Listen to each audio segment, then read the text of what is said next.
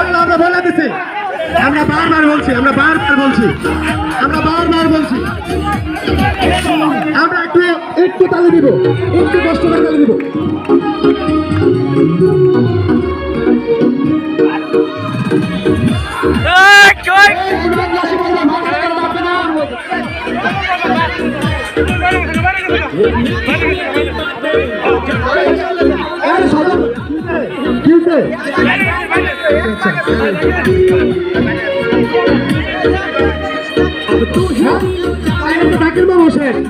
তাহলে তো জাকির মামা বসে আমরা যাই তিনশো টাকা খেলুন যাই না তাহলে জাকির মামার বাবা বাইরে গেছে আমি দেখছি, আমরা দেখতে জাকির বাড়ি বললো আমাদের